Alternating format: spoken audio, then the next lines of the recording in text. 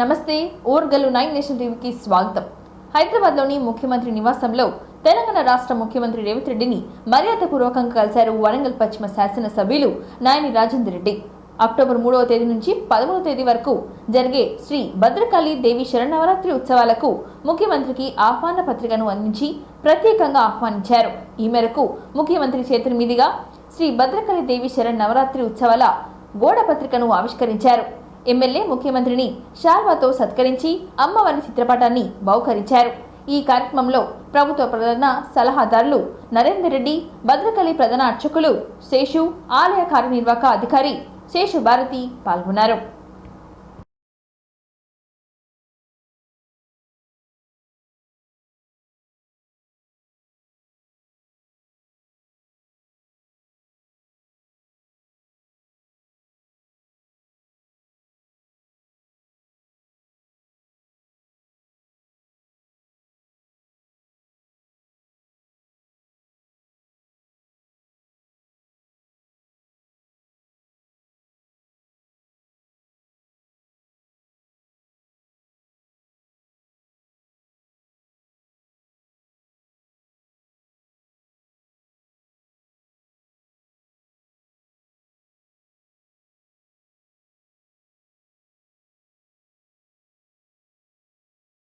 హైదరాబాద్ జూబ్లీహిల్స్ లో ముఖ్యమంత్రి నివాసంలో తెలంగాణ రాష్ట్ర ముఖ్యమంత్రిని వరంగల్ పశ్చిమ నియోజకవర్గ శాసన సభ్యుడు నాయని రాజేందర్ రెడ్డి ఆధ్వర్యంలో ఇటీవలే యూరోప్లో జరిగిన చెస్ ఒలింపియాడ్లో బంగారు పతకాలు సాధించిన హన్మకొండకి చెందిన అర్జున్ కుమార్, హారిక క్రీడాకారులు ముఖ్యమంత్రి రేవంత్ రెడ్డిని మర్యాదపూర్వకంగా కలిశారు. ముఖ్యమంత్రి అర్జున్ కుమార్, హారికలను ప్రత్యేకంగా సన్మానించి జ్ఞాపిక అందజేశారు. అర్జున్ కుమార్ ప్రపంచ చెస్ ఛాంపియన్ లో 3వ స్థానంలో నిలిచి సందర్భంగా ముఖ్యమంత్రి అభినందించారు. ప్రపంచ స్థాయిలో తెలంగాణ రాష్ట్ర కీర్తి ప్రతిష్టలను పెంచి క్రీడాకారులకు ప్రభుత్వ ప్రోత్సాహకంగా క్రింద అర్జున్, హారికలకు 25 లక్షల చెక్ను ముఖ్యమంత్రి రేవంత్ రెడ్డి ప్రకటించారు.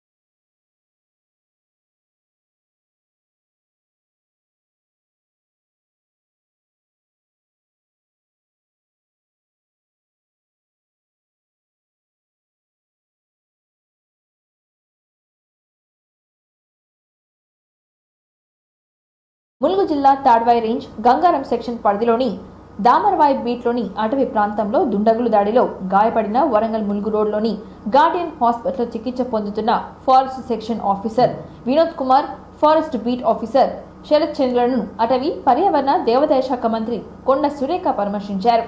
మధ్యాహ్నం గార్డియన్ హాస్పిటల్కి చేరుకొని వారు చికిత్స పొందుతున్న వార్డులోని వెళ్లి ఆరోగ్య పరిస్థితిని అడిగి తెలుసుకున్నారు. దుండగులతో ఘర్షణకు దారితీసిన పరిస్థితులను డిఎఫ్ఓ రాహుల్ కిషన్ మంత్రికి వివరించారు. చికిత్స పొందుతున్న అటవీ అధికారుల కుటుంబ సభ్యులతో మాట్లాడి వారిని ఓదార్చారు. ప్రభుత్వం అన్ని విధాలుగా ఆదుకుంటుందని వారికి భరోసా ఇచ్చారు మంత్రి.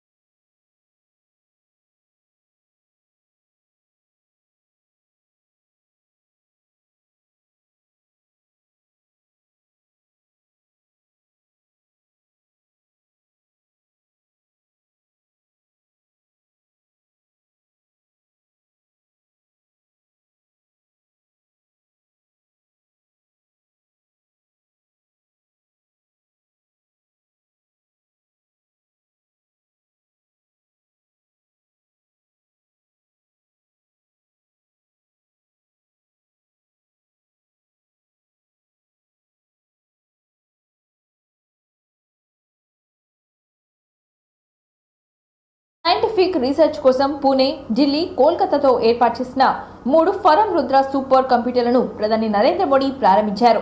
ఢిల్లీ నుంచి వర్చువల్ గా ఆయన వీటిని ఆవిష్కరించారు. ఈ 3 సూపర్ కంప్యూటర్లు నేషనల్ సూపర్ కంప్యూటింగ్ మిషన్ కింద 130 కోట్ల ఖర్చుతో దేశంలోనే తయారు చేశారు. వీటిని ఒకదాన్ని పూణేలోని జైంట్ మీడియా రేడియో టెలిస్కోప్ వద్ద ఏర్పాటు చేశారు. नमस्कार। इलेक्ट्रॉनिक्स और आईटी मिनिस्टर श्रीमान अश्विनी वैष्णव जी,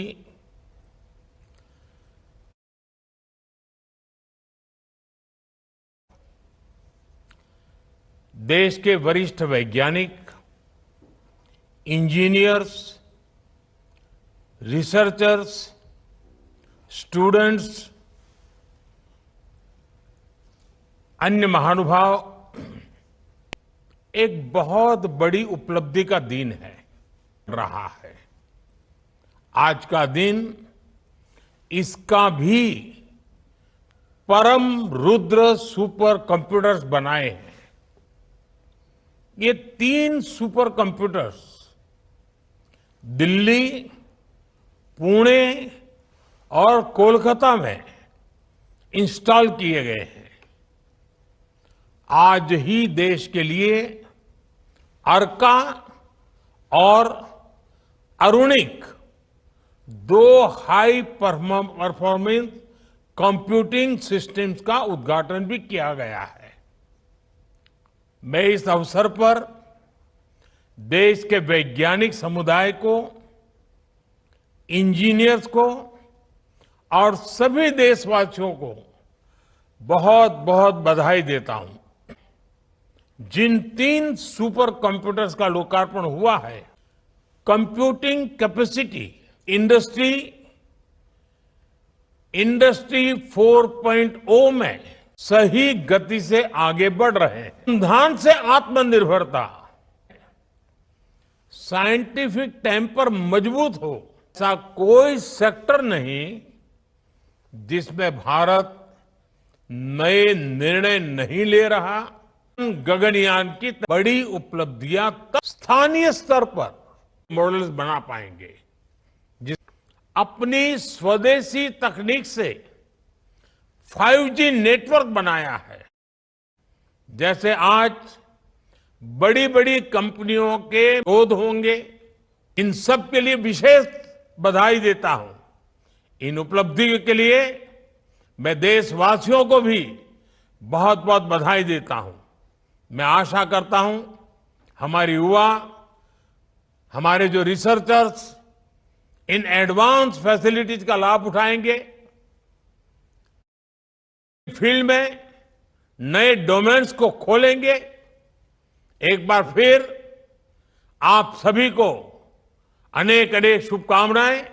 धन्यवाद। తిరుమల లడ్డు విషయంలో ఏపీసీసీ చీఫ్ వైఎస్ షర్మిలారెడ్డి స్పందించారు. ఈ వివాదాన్ని సుమోటోగా స్వీకరించి దర్యాప్తు జరిపించాలని సుప్రీంకోర్టు ప్రధాన న్యాయమూర్తికి లేఖ రాశారు. ఈ గొడవ ఏపీ మత ఘర్షణలకు దారితీసేలా అధికార ప్రతిపక్ష పార్టీలు వ్యవహరిస్తున్నాయని ఆమె లేఖలో పేర్కొన్నారు. దీక్షలు ప్రమాణాలు కాదు, నిజం కావాలంటూ డిక్లరేషన్ తిరుమల నిబంధన అందరికీ వర్తిస్తాయని అన్నారు. జగన్ డిక్లరేషన్ ఇవ్వాలా లేదా ఆయన ఇష్టం, రూల్స్ అందరికీ వర్తించాలని, అంతా రూల్ ప్రకారమే నడవాలని షర్మిల అన్నారు. తెలుసు నెయ్యి కల్తీ అయిందని, లడ్డూలకు వాడే నెయ్యిలో beef టాలో, Pig fat, fish oil ఉన్నాయని నేషనల్ డైరీ డెవలప్మెంట్ బోర్డు ఇచ్చిన రిపోర్టు మీకు తెలుసు. మరి ఇన్ని సాక్ష్యాలు, ఇన్ని ఆధారాలు, ఇన్ని రిపోర్ట్లు మీ దగ్గర పెట్టుకుని కూడా ఏ చర్యలు ఎందుకు లేవు? ఇదే బీజేపీ చేసిన రాజకీయం.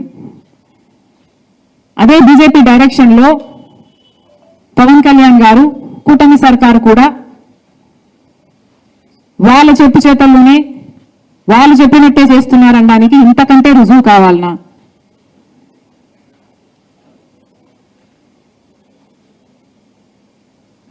అసలు బయటకు వస్తే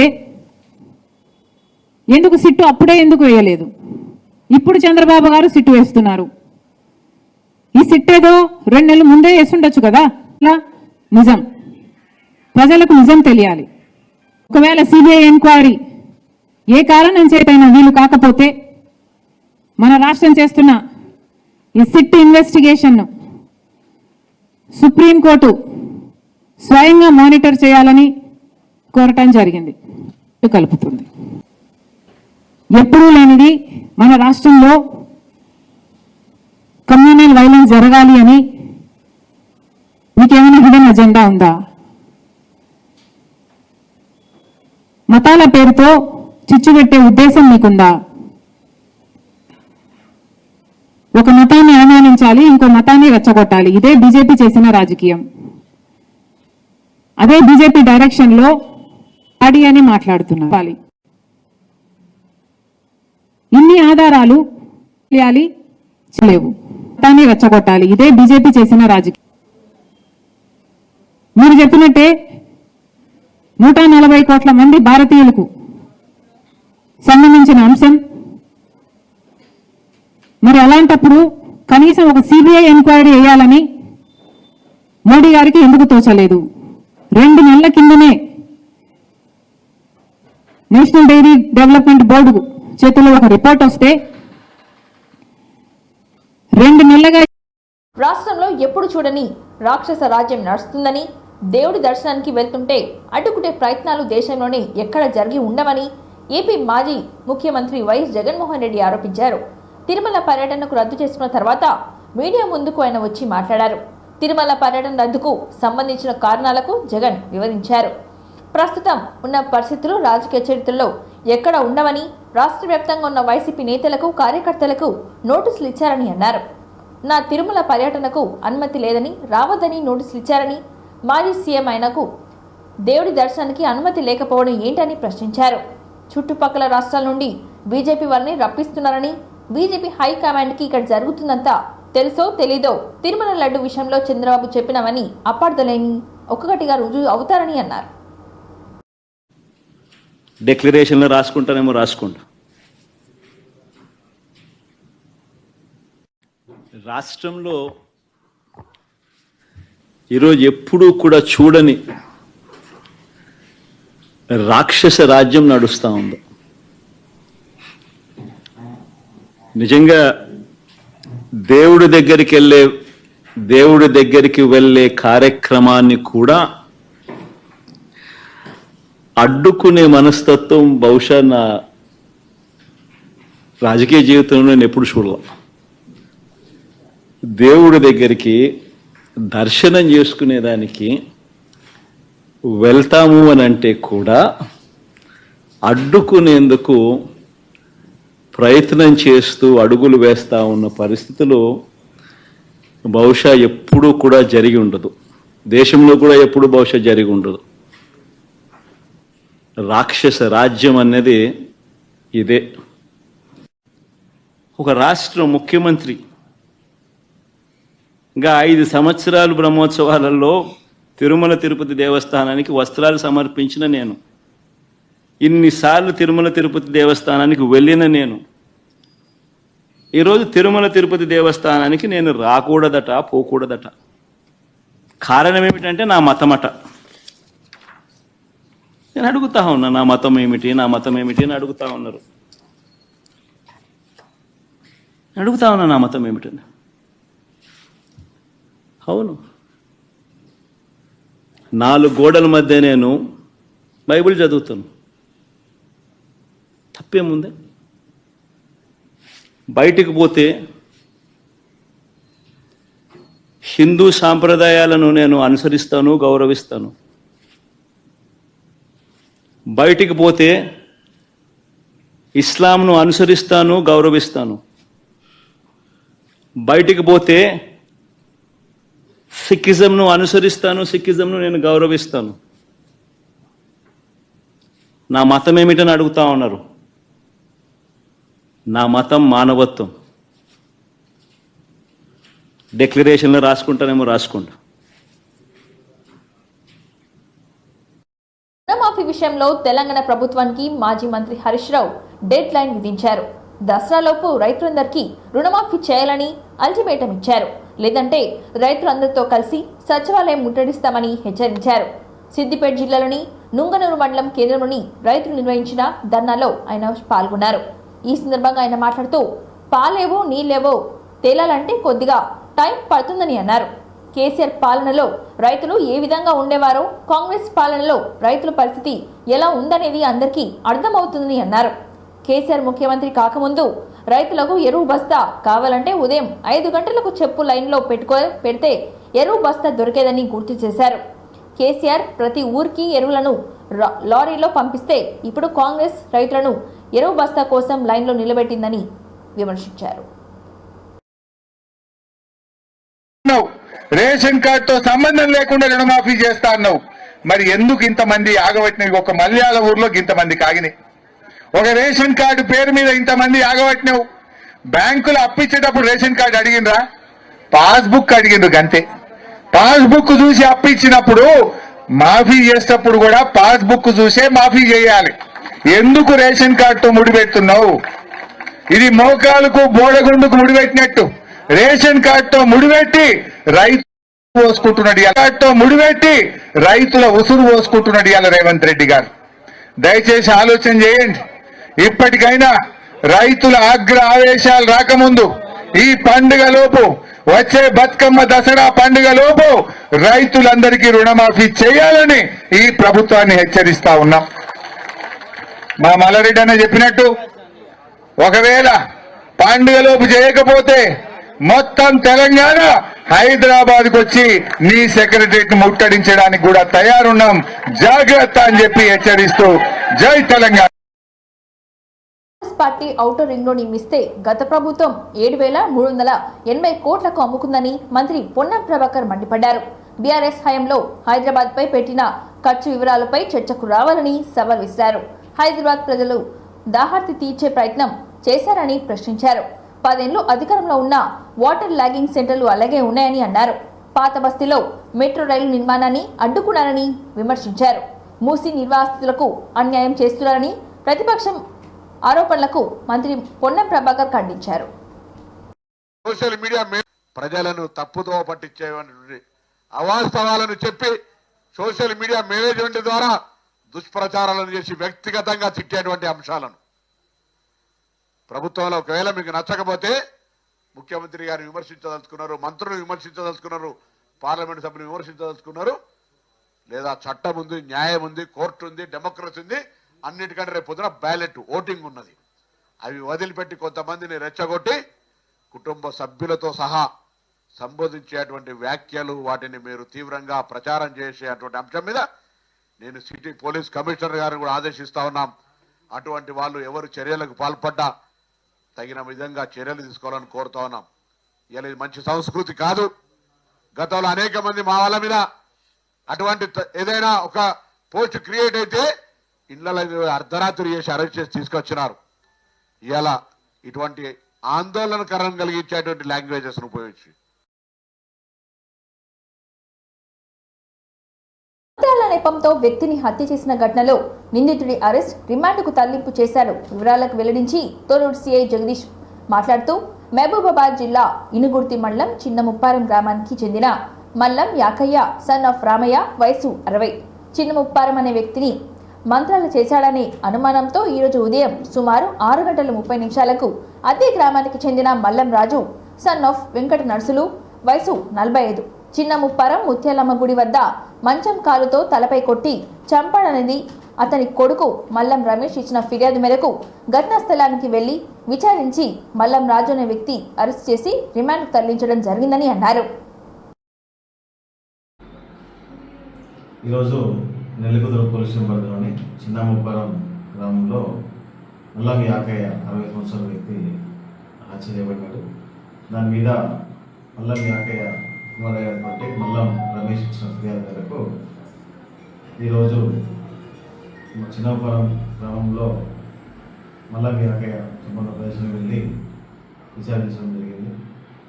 మల్లం యాకయ్య అనే వ్యక్తిని అదే గ్రామం చెందినటువంటి మల్లం రాజు తనకి ఆరోగ్యం బాగుండటం లేదు, అలాగే తనకు సరిగా నిద్రపడడం లేదు, పడుకున్నా కూడా మల్లం యాకయ్యనే కళ్ళకు వస్తూ ఉన్నారు.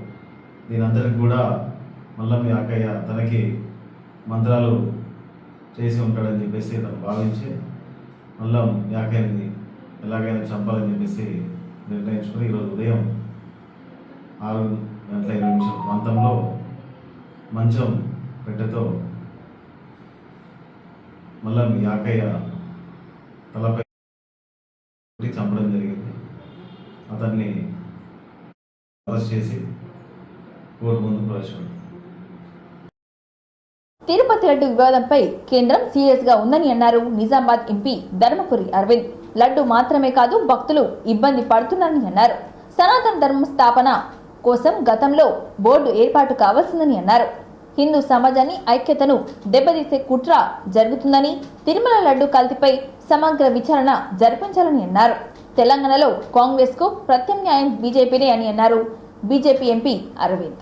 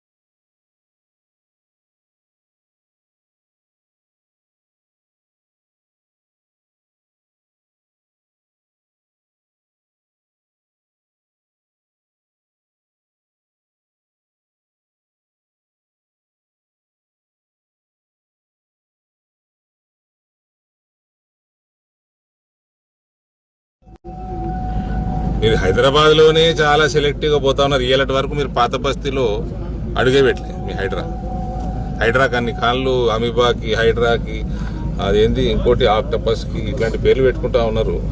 మరి ఒక్క కాలు కూడా పోతలేదు అటు.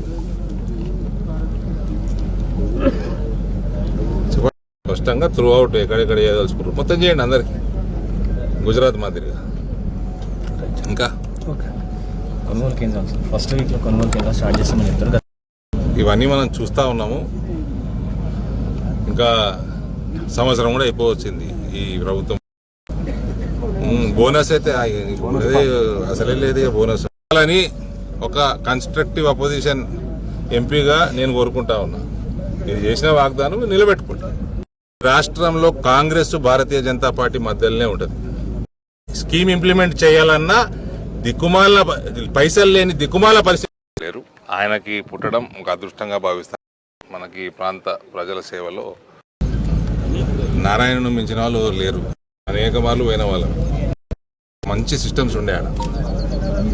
ఇవన్నీ కూడా ఒక కాన్స్పిరసీలో భాగంగానే నేను భావిస్తాను. మరి ఏ రకంగా చేస్తారు, కేంద్ర ప్రభుత్వం కూడా దీన్ని సీరియస్గా తీసుకొని మంచి ఎంక్వైరీ జరగాలి. సో ఇట్లాంటి ఇష్యూస్ ఎట్లా చూస్తారు సార్ బీజేపీ ప్రభుత్వం వైపు? ఇది కాన్స్పిరసీ అండి. This is definitely vote bank politics లో భాగంగా ఒక కాన్స్పిరసీ. హిందూ భావజాలాన్ని, హిందువుల యొక్క ఏదైతే ఈ దేశంలో యూనిటీ పెరుగుతూ ఉందో అది దెబ్బతీయడానికి, హిందుత్వం యొక్క ఇన్ఫ్లుయెన్స్ ఇంకా పెరగకుండా ఆపడానికి ఇటువంటి చేస్తే స్పష్టంగా గుజరాత్లో కూడా జరిగింది. మతము, కులము, ప్రాంతము ఏది చూడకుండా ఆ కార్యక్రమం జరిగింది. ఆనాడు భారతీయ జనతా పార్టీ స్పష్టంగా చేయండి, సెలెక్టివ్గా చేయకండి, సెక్యులర్గా చేయండి. ప్రజలకు తక్కువ సమయంలో ఖర్చు లేని న్యాయం అందించడానికి లోక్ అదాలత్ నిర్వహిస్తున్నట్టుగా ప్రిన్సిపల్ సీనియర్ సివిల్ జడ్జ్, జిల్లా లీగల్ సర్వీస్ అథారిటీ కార్యదర్శి కవితాదేవి తెలిపారు. జోగులాంబ గద్వాల జిల్లాలోని కేఎల్ఐ క్యాంపులోని principal senior civil judge cum assistant sessions judge కోర్టులో మాట్లాడుతూ, జాతీయ న్యాయ సేవాధికారి సంస్థ ఆదేశాల మేరకు ఈ నెల 28న జాతీయ లోక్ అదాలత్ ఘనంగా నిర్వహిస్తున్నట్లుగా ఆమె తెలిపారు. ఈ జాతీయ లోక్ అదాలత్లో కేసు రాజీ ద్వారా పరిష్కరించబడతాయని, చట్టపరమైన వివాదాలు, రుణాలు, భూ సమస్యలు, కుటుంబ వ్యవహారాలు మొదలైన సివిల్ కేసులు లోక్ అదాలత్లో పరిష్కరించడం జరుగుతుందని తెలిపారు. నమస్కారం. గద్వాల పట్టణ ప్రజలకి, కోర్టులో కేసులున్న కక్షిదారులకి అందరికీ తెలియజేయనిది ఏమనగా, ఈ నెల 28వ తారీఖున జాతీయ లోక్ అదాలత్ నిర్వహిస్తున్నాము. ఈ సందర్భంగా కోర్టులో రాజీ పడదగ్గ కేసులు అంటే క్రిమినల్ కేసులు కానీ, సివిల్ కేసులు, అన్ని రకాలైనటువంటి సివిల్ కేసులు రాజీ పడవచ్చు. కొన్ని రకాలైనటువంటి క్రిమినల్ కేసులో రాజీ పడదగ్గ కేసులు ఉంటాయి. ఆ కేసుల్లో కక్షిదారులు ముందుకు వచ్చి వారు ఇరు పార్టీలు కోర్టు ముందు హాజరయ్యి ఆ కేసుల్లో రాజీ మార్గాన్ని అనుసరిస్తే ప్రజల యొక్క డబ్బు, సమయము రెండు కాపాడబడతాయి. కాబట్టి ఈ అవకాశాన్ని ప్రజలు, కక్షిదారులు ఉపయోగించుకోవాలని కోరుకుంటున్నాం. సివిల్ కేసెస్లో ఎవరైతే రాజీ పడతారో ఆ కేసులో కోర్టు ఫీజు రూపంగా మీరు చెల్లించిన అమౌంట్ని తిరిగి మీకు ఇవ్వబడుతుంది. దానివల్ల ఇరు పార్టీలు కూడా గెలిచిన వారు అవుతారు.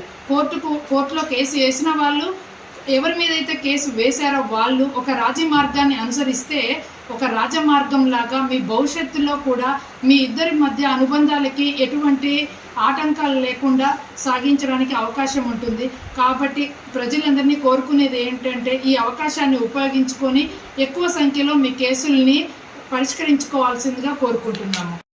కేసులు అంటే సివిల్లో వచ్చేసి అన్ని రకాల కేసులు రాజీ పడవచ్చు. క్రిమినల్ కేసుల్లో వచ్చి కుటుంబ తగాదాలు ఉంటాయి. అంటే వివాహ సంబంధిత కేసులు కానీ, మోటార్ యాక్సిడెంట్ కేసులు కానీ, చెక్ బౌన్స్ కేసులు కానీ, ఇవన్నీ రాజీ పడదగ్గ కేసులు. కాబట్టి మీరు చిన్న చిన్న తగాదాల్లో ఇరుక్కున్నా కూడా ఆ కేసులన్నీ కూడా పరిష్కరించబడతాయి. అంతేకాకుండా మన కోర్టులో 5,000 పైబడి కేసులు పెండింగ్లో ఉన్నాయి. ఈ కేసులు రాజీ పడదగ్గ కేసులు, ఈ 5,000 కేసులు. కాబట్టి కక్షిదారులు సంబంధిత కోర్టుకి హాజరయ్యి వాళ్ళ కేసు రాజీ పడదగ్గ కేసా కాదో తెలుసుకుంటే కూడా వాళ్ళకి అవగాహన కల్పించడానికి మేము ఇక్కడ అందుబాటులో ఉంటాము. ఆ రోజు అన్ని కోర్టుల్లో బెంచ్లు నడుస్తాయి. శనివారం అయినా కూడా మీకు తెలిసింది ఏంటంటే శనివారం జడ్జి గారు బెంచ్ మీద ఉండరు అని అనుకుంటారు, కానీ ఆ రోజు మాత్రం అన్ని బెంచీలు నడుస్తాయి ఇక్కడ. కాబట్టి మీరందరూ అవకాశాన్ని ఉపయోగించుకోవాలని కోరుకుంటున్నాం. గద్వాల జిల్లా లో ప్రైవేట్ స్కూల్ టీచర్స్, డ్రైవర్స్ పై జరుగుతున్న దాడులను ఖండిస్తూ Telangana private teachers forum, drivers union ఆధ్వర్యంలో అక్షర కాన్సెప్ట్ స్కూల్ నుండి కలెక్టరేట్ వరకు నిరసన ర్యాలీ చేపట్టారు. నిరసన ర్యాలీలో వాళ్ళు మాట్లాడుతూ పొట్టకుటి కోసం ప్రైవేట్ స్కూళ్లలో టీచర్స్గా, డ్రైవర్స్గా పనిచేస్తున్నామని, అటువంటి మాపై పేరెంట్స్ దాడులు చేయటం సరైనది కాదని, స్కూల్స్ పిల్లలపై తమకు ఎలాంటి కోపతాపాలు ఉండవని, తమ సొంత పిల్లల వలె భావించి చూసుకుంటామని తెలిపారు. ఈ నేపథ్యంలో అనుకోకుండా జరిగిన సంఘటనలకు తమను బాధ్యులు చేస్తూ దాడులు చేయడం ఎంతవరకు సమంజసమని, ఇలాంటి దాడులను వెంటనే ఆపాలని, దాడులకు పాల్పడిన వారిపై కఠినమైన చర్యలు తీసుకోవాలని వారు డిమాండ్ చేశారు.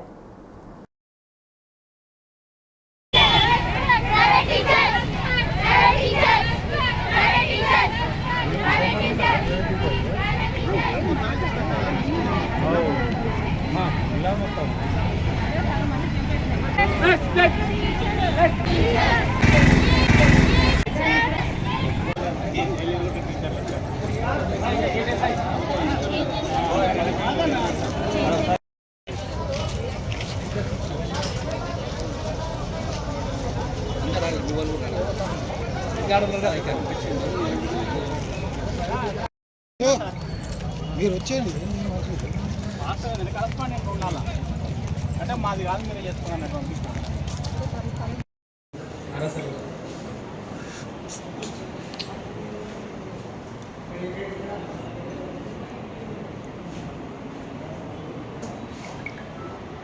డ్రైవర్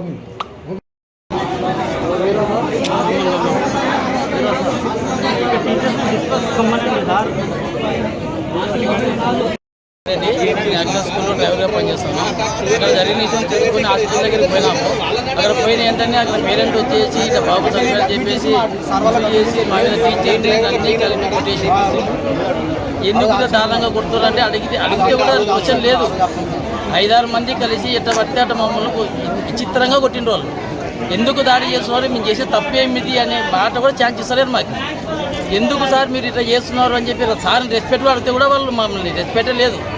ఎగిరెగిరి తనడము, గుద్దడము, కింద పడేసి మా సార్ అయితే ఇంకా ఘోరంగా కొట్టినారు జరిగింది. డ్రైవర్ అంటే కనీసం రెస్పెక్టే లేదు సార్. మరి దారుణంగా కొట్టిండ్రు, నన్నే కొట్టిండ్రు దారుణంగా. ఇది జరిగిన విషయం. నా పేరు కోస్మియా. నేను అక్షర కాన్సెప్ట్ స్కూల్లో పనిచేస్తున్నాను డ్రైవర్గా. మొన్న జరిగిన ఇన్సిడెంట్లో నేనే మెయిన్. బాబుకి ఫీవర్ ఉందని మేడం చెప్పింది.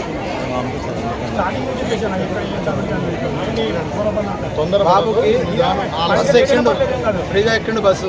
ఎక్కిన తర్వాత అంబేద్కర్ చౌక దగ్గరకు వచ్చిన తర్వాత ఫిట్స్ వచ్చింది. పిల్లలు ఉండి ఫిట్స్ వచ్చింది అంటే అట్లే బండి ఆఫ్ చేసినాను. బండి ఆఫ్ చేసి తాళాలు తీసుకుపోయి చేతిలో పెట్టి అట్లా ఎత్తుకొని ఆ గవర్నమెంట్ హాస్పిటల్లో అడ్మిట్ చేసినాను. అడ్మిట్ చేసిన తర్వాత మా సార్ వాళ్ళకి ఇన్ఫార్మ్ చేసి సార్ వాళ్ళు వచ్చిండ్రు. సార్ వాళ్ళు వచ్చిన తర్వాత నేను ఇన్ఫర్మేషన్ నేను వెళ్ళిపోయిన. సార్ వాళ్ళు నువ్వు వెళ్ళిపోయి మేము ఉంటామంటే నేను వెళ్ళిపోయినా. డ్రైవర్ని మున్సిపల్ కార్యాలయ ఆవరణలో ఇండోర్ స్టేడియంలో స్వచ్ఛత ఈ సేవ 2024లో భాగంగా బల్దే ఆధ్వర్యంలో ప్రతిమ క్యాన్సర్ ఇన్స్టిట్యూట్ సహకారంతో ఏర్పాటు చేసిన ఉచిత వైద్య శిబిరాన్ని ముఖ్య అతిథిగా పాల్గొని ప్రారంభించారు హన్మకొండ ఎమ్మెల్యే నాయని రాజేందర్ రెడ్డి, మేయర్ గుండు సుధారాణి, జీడబ్ల్యూఎంసీ కమిషనర్ అశ్విని తానాజే. నిత్యం మహానగర పరిశుభ్రం కోసం అహర్నిశలు శ్రమించే కార్మికులకు ఆరోగ్యం పట్ల ప్రత్యేక దృష్టి ఉంటుందని ఎమ్మెల్యే అన్నారు. కార్మికులకు డిజిటల్ కిట్లను మరియు మెడికల్ కార్డును పంపిణీ చేశారు. కార్మికులతో పాటు ఎమ్మెల్యే కూడా పరీక్షలు చేయించుకున్నారు.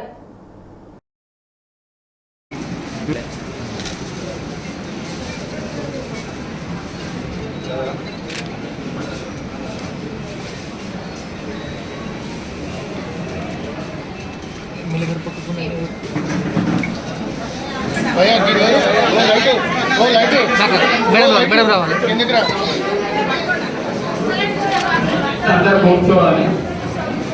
సార్ మేడం సార్ డిస్టర్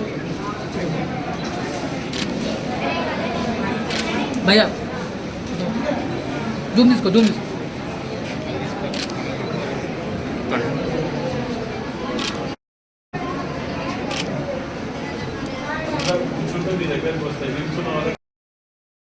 ఈ వార్తలు సమాప్తం. మరిన్ని వార్తలతో మళ్ళీ కలుద్దాం. చూస్తూనే ఉండండి ఓరుగల్లు 9 నేషనల్ టీవీ.